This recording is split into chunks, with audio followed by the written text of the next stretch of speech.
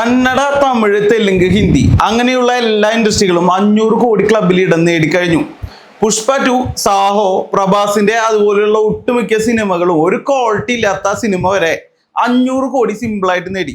എന്നിട്ട് എന്തുകൊണ്ടായിരിക്കും നമ്മുടെ മലയാള സിനിമയ്ക്ക് മാത്രം 500 കോടി എന്ന നേട്ടം തൊടാൻ പോലും പറ്റാത്തത്? ഈ അടുത്തിറങ്ങിയ ലോക ചാപ്റ്റർ 1 ആ ഒരു സിനിമയാണ് മലയാളത്തിലെ ഏറ്റവും കൂടുതൽ കളക്ഷൻ നേടിയ സിനിമ.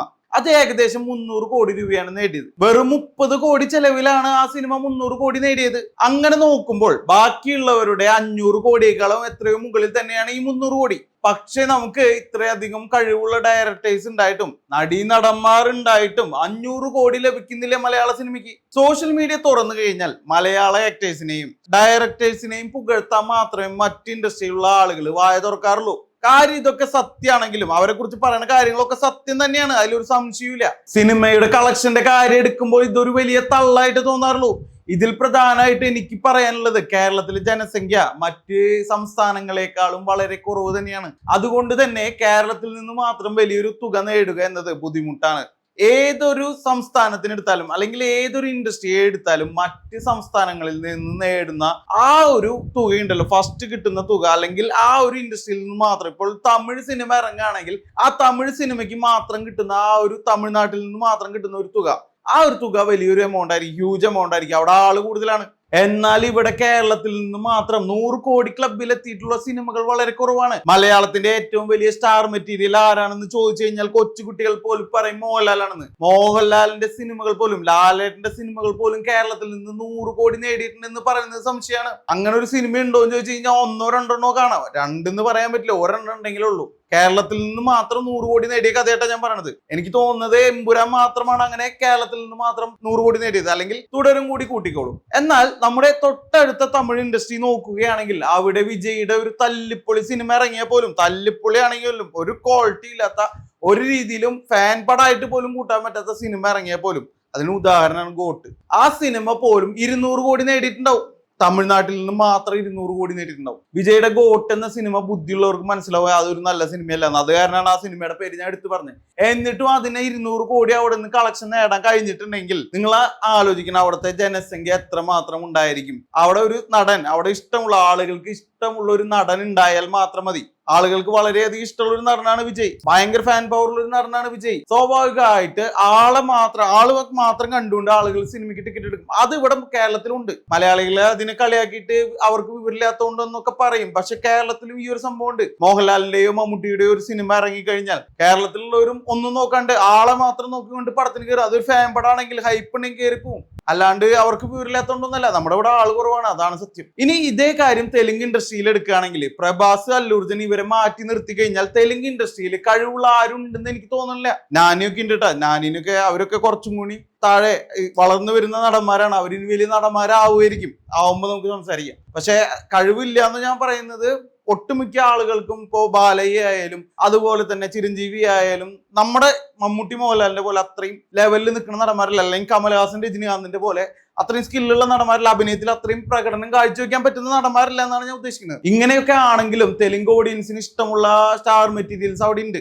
അവർ തെലുങ്കിൽ നിന്ന് മാത്രം നേടുന്ന കളക്ഷൻ നോക്കിയാൽ, ഉദാഹരണത്തിന് പറയുകയാണെങ്കിൽ ബാലയ്യ അങ്ങനെ സിനിമകൾ മാത്രം എടുത്തു നോക്കിയാൽ, അങ്ങനെ ഒരു സിനിമ റിലീസ് ചെയ്താൽ മാത്രം മതി, ബാലയ്യയുടെ ഒരു സിനിമ റിലീസ് ചെയ്താൽ മാത്രം മതി, ആ റിലീസിന്റെ ആ ഒരു സിനിമ തെലുങ്കിൽ നിന്ന് മാത്രം 100 കോടിയിലധികം കളക്ഷൻ നേടിയിട്ടുണ്ടാവും. അത്രയും ക്വാളിറ്റി ഇല്ലാത്ത സിനിമയുടെ കാര്യമാണ് ഞാൻ പറയുന്നത്. അത്രയും ക്വാളിറ്റി ഇല്ലാത്ത സിനിമ തെലുങ്കിൽ നിന്ന് 100 കോടി നേടിയിട്ടുണ്ടാവും. നിങ്ങൾ നോക്കി കഴിഞ്ഞാൽ അറിയാൻ പറ്റും. അത്രയും ഓഡിയൻസ് ഉള്ളതുകൊണ്ടാണ്, കേരളത്തിനേക്കാൾ കൂടുതൽ ഓഡിയൻസ് ഉള്ളത് കൊണ്ടാണ് അവർക്ക് അവരുടെ സംസ്ഥാനത്തിൽ നിന്ന് മാത്രം ഇത്ര കളക്ഷൻ നേടാൻ പറ്റുന്ന ഒരു, എന്താ പറയുക, നമുക്ക് നമ്മുടെ സ്വന്തം നാട്ടിൽ നിന്നാണ് ഏറ്റവും കൂടുതൽ നമുക്ക് കളക്ഷൻ കിട്ടാൻ സാധ്യത.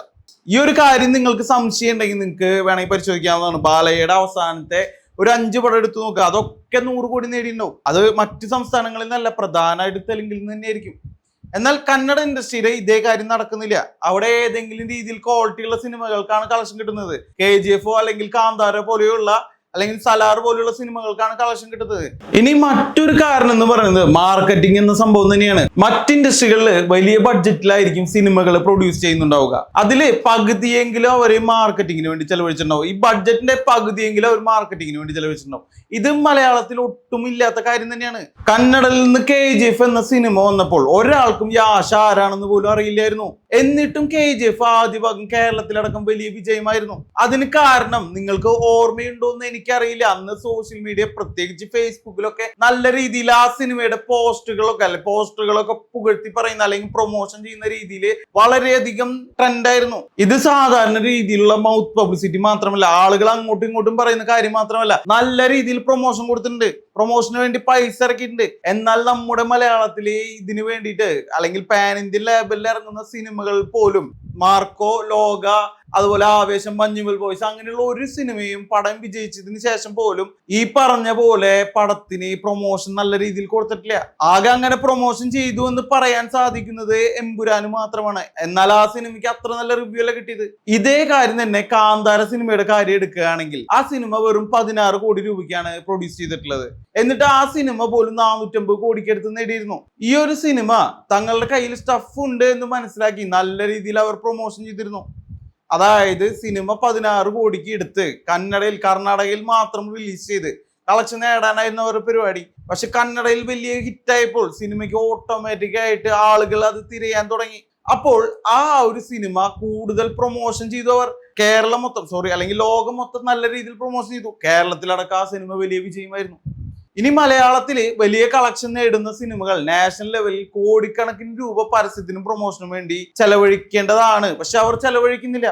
എന്നാൽ മലയാള സിനിമകൾക്ക് അത്രയും വലിയ മാർക്കറ്റിംഗ് ബഡ്ജറ്റ് ഉണ്ടാവാറില്ല എന്നതാണ് അതിന് കാരണം. കൂടാതെ നമ്മുടെ സിനിമകളുടെ വിജയം പ്രധാനമായും മൗത്ത് പബ്ലിസിറ്റി വഴിയാണ്. അതായത് സിനിമ ഇഷ്ടപ്പെട്ട ഒരാൾ മറ്റൊരാളോട് പറയുമ്പോൾ അത് പതിയെ ആളുകളിലേക്ക് എത്തുന്നു. ഇതിന് സിനിമയുടെ ഒരു തരം ഡയറക്ട് സെല്ലിംഗ് രീതിയായിട്ട് നമുക്ക് കാണാൻ പറ്റും. സിനിമയുടെ ഉള്ളടക്കം അഥവാ കഥ മികച്ചതാണെങ്കിൽ ആളുകൾ അത് ഏറ്റെടുക്കും. ഇത് കൂടാതെ വലിയ കളക്ഷൻ ലഭിക്കണമെങ്കിൽ കേരളത്തിന് പുറത്തും മികച്ച പ്രേക്ഷകർ ലഭിക്കണം. അതിന് നല്ലൊരു സ്റ്റാർ മെറ്റീരിയൽ വേണം. തമിഴ്നാട്ടിലെ രജനികാന്ത് ഉള്ളതുപോലെ കന്നഡയിലാണെങ്കിൽ യാഷ, അതുപോലെ തന്നെ പ്രഭാസ് തെലുങ്കിൽ ഉള്ളതുപോലെ സിനിമയെ പൊക്കിക്കൊണ്ടുപോയിട്ട് 500 കോടിക്ക് മുകളിൽ കളക്ഷൻ നേടാൻ അത്രയും കെൽപ്പുള്ള ഒരു സ്റ്റാർ മെറ്റീരിയൽ മലയാളത്തിൽ ഇല്ല. മലയാളത്തിലുള്ളതൊക്കെ ഡ്യൂപ്ലിക്കേറ്റ് പാൻ ഇന്ത്യൻ സ്റ്റാറുകളാണ്. ഇവിടെ ആകെയുള്ള പാൻ ഇന്ത്യൻ സ്റ്റാറുകൾ എന്ന് പറയുന്നത് മറ്റ് ഇൻഡസ്ട്രിയിൽ പോയിട്ട് വില്ലനായിട്ട് അഭിനയിക്കുന്ന നടന്മാരാണ്. ആ സിനിമയ്ക്ക് പാൻ ഇന്ത്യൻ റീച്ച് കിട്ടിയെന്ന് വിചാരിച്ച് അവർ പാൻ ഇന്ത്യൻ സ്റ്റാർ ആവില്ല. ഇവര് പോയിട്ട് അഭിനയിക്കുന്ന സിനിമകള് പാൻ ഇന്ത്യൻ റീച്ച് ആയി എന്ന് വിചാരിക്കുക. ഉദാഹരണം പറയുകയാണെങ്കിൽ സലാർ, അതുപോലെ തന്നെ പുഷ്പ. ഇതില് പുഷ്പയില് ഫഹദ് ഫാസിലും അതുപോലെ തന്നെ സലാറില് പൃഥ്വിരാജ് ഉണ്ടായിരുന്നു. ഇവർ രണ്ടുപേരും അതിൽ വില്ലന്മാരായിട്ടാണ് അഭിനയിച്ചിട്ടുള്ളത്. അല്ലെങ്കിൽ അതുപോലുള്ള ഒരു വേഷത്തിലാണ് സഹനടനായിട്ടോ അല്ലെങ്കിൽ അങ്ങനെയാണ് അഭിനയിച്ചിട്ടുള്ളത്. പ്രാധാന്യം റോള് തന്നെ, ഞാൻ കുറച്ച് പറയല്ല, രണ്ടാമത്തെ റോള് തന്നെയാണ്. എന്നാലും ഞാൻ പറയുന്നത് എന്താണെന്ന് വെച്ച് കഴിഞ്ഞാൽ നിങ്ങൾക്ക് മനസ്സിലാകുന്നുണ്ടാവും ഞാൻ വിചാരിക്കുന്നു. ഇങ്ങനെ അഭിനയിച്ചിട്ടല്ല പാൻ ഇന്ത്യൻ സ്റ്റാർ ആവേണ്ടത്. ഇപ്പൊ പ്രഭാസിന്റെ പോലെ, തെലുങ്കില് പ്രഭാസിന്റെ പോലെ, കന്നഡയിൽ യാഷിന്റെ പോലെ ഒറ്റയ്ക്ക് ഒരു സിനിമ പൊക്കിക്കൊണ്ടുപോകുക, അതാണ് ഞാൻ ഉദ്ദേശിക്കുന്നത്. അതിന് കെൽപ്പുള്ള ഒരു നടനും മലയാളത്തിലില്ല. അങ്ങനെ മലയാളം സിനിമയിൽ മാത്രം അഭിനയിച്ചുകൊണ്ട് പാൻ ഇന്ത്യൻ റീച്ച് ഉണ്ടാക്കിയത് ദൃശ്യം എന്ന സിനിമയിലൂടെ ലാലേട്ടനും മിന്നൽ മുരളിയിലൂടെ ടോവിനോയുമാണ്. ബാക്കിയുള്ളവർ ഉണ്ടാക്കിയത് മറ്റ് ഇൻഡസ്ട്രികളിൽ അഭിനയിച്ചിട്ട് നേടിക്കൊടുത്ത പാൻ ഇന്ത്യൻ റീച്ച് ആണ്. ഇവരാരും ഒറ്റയ്ക്ക് മലയാള സിനിമ പൊക്കി പ്രഭാസിന്റെ പോലെയോ യാഷിന്റെ പോലെയോ ഹിറ്റടിക്കാൻ കെൽപ്പുള്ള ആളുകളല്ല എന്നാണ് ഞാൻ അവിടെ പറഞ്ഞു വരുന്നത്. പിന്നെ ഇതിൽ ഞാൻ ബോളിവുഡിന്റെ കാര്യം പറയാത്തതിന് കാരണം ബോളിവുഡ് ഓൾറെഡി നല്ല കണ്ടന്റ് കൊടുക്കുകയാണെങ്കിൽ സിമ്പിളായി 500 കോടിക്ക് മുകളിൽ നേടാൻ സാധിക്കുന്ന ഒരു ഇൻഡസ്ട്രിയാണ്. അത് മറ്റൊരു ഇൻഡസ്ട്രിക്കും ഇല്ലാത്ത പ്രത്യേകതയാണ് അവർക്കുള്ളത്. കാരണം സൗത്ത് ഇന്ത്യക്ക് മുകളിൽ നോർത്ത് ഇന്ത്യയിൽ ഹിന്ദി എന്ന ഭാഷയ്ക്ക് വലിയ പ്രാധാന്യമുണ്ട്. അപ്പോൾ സ്വാഭാവികമായിട്ടും അവർക്ക് ആ ലെവലിൽ പെർഫോം ചെയ്യാൻ നല്ല കണ്ടന്റ് കൊടുത്താൽ മതി. എന്നിട്ടും അവർക്ക് അത് പറ്റാത്തതിന് കാരണം മലയാളത്തിലുള്ളതുപോലെ കഴിവുള്ള സംവിധായകരോ സ്ക്രിപ്റ്റ് റൈറ്റേഴ്സോ ഇല്ലാത്തത് തന്നെയാണ്. അതുപോലെ പ്രൊപ്പോണ്ട സിനിമകൾ മാത്രമേ വിജയിക്കൂ എന്നുള്ള വാശിയിലുള്ള കുറെ തലയിൽ ചാണകം നിറച്ച ഓഡിയൻസ് അവർക്ക് സ്വന്തമായിട്ടുണ്ട്. അതായത് അവർ പ്രൊപ്പഗണ്ട സിനിമകളെ മാത്രം വിജയിപ്പിക്കുള്ളൂ, അതാണ് അതിന്റെ സത്യം. പിന്നെ വേറൊരു കാര്യമാണ്, ഇവിടെ ഇറങ്ങുന്ന സിനിമകളൊന്നും തന്നെ പാൻ ഇന്ത്യൻ റീച്ച് നേടാൻ കെൽപ്പുള്ളതല്ല. കൂടുതൽ ഇവിടെ ഇറങ്ങുന്നത് ഓരോരുത്തരുടെ ജീവിതങ്ങളെ ആസ്പദമാക്കിയിട്ടുള്ള കഥകളാണ്. സ്വാഭാവികമായിട്ടും ആളുകൾക്ക് ഒരു ഹൈ മൊമെന്റ് കിട്ടണം സിനിമയ്ക്ക്. അത് മലയാളം സിനിമകളിൽ നിന്ന് മിക്ക സിനിമകളിൽ നിന്നും കിട്ടാറില്ല. കാരണം കഥാപാത്രത്തെ ആസ്പദമാക്കിയിട്ടാണ് ഇവിടുത്തെ സിനിമകൾ സഞ്ചരിക്കുന്നത്. അതായത് മറ്റു സിനിമകളിലും അങ്ങനെ തന്നെ, പക്ഷെ ഇവിടുത്തെ രീതി തന്നെ വേറെയാണ്. കഥാപാത്രം, അതുപോലെ തന്നെ ആളുകള്, അവിടെയുള്ള ആ ഒരു പ്രകൃതി, അങ്ങനെയുള്ള കാര്യങ്ങളൊക്കെ കൂടുതൽ മികച്ചതാക്കാനാണ് നമ്മുടെ ആൾക്കാർ. പ്രധാനമായിട്ട് ഇവിടെ സ്ക്രിപ്റ്റ് ആണ് മുന്നോട്ട് പോകുന്നത്, അല്ലാതെ ഒരു സ്റ്റാർ മെറ്റീരിയൽ ഇതിന് പിന്നിൽ. എന്നാണോ നമ്മുടെ മലയാളത്തിലെ യാഷിന്റെ KGF പോലൊരു സിനിമ വരുന്നത്, അല്ലെങ്കിൽ ഒറ്റ ഒറ്റയ്ക്ക് ഒരു നായകൻ പൊക്കിക്കൊണ്ട് നടക്കുന്ന ഒരു സിനിമ വരുന്നത്, അന്ന് നമ്മുടെ സിനിമയും 500 കോടി നേടുന്നുള്ള ഉറപ്പാണ്. ഈ ലോക അതിനുള്ള ഒരു ചവിട്ടുപടി മാത്രമാണ്. ലോകയ്ക്ക് 300 കോടി നേടാൻ സാധിച്ചെങ്കിൽ അടുത്തത് ഇതുപോലെ തന്നെ ഒരു സിനിമ വരും. അതൊരു സൂപ്പർ ഹീറോ പടമാണ്.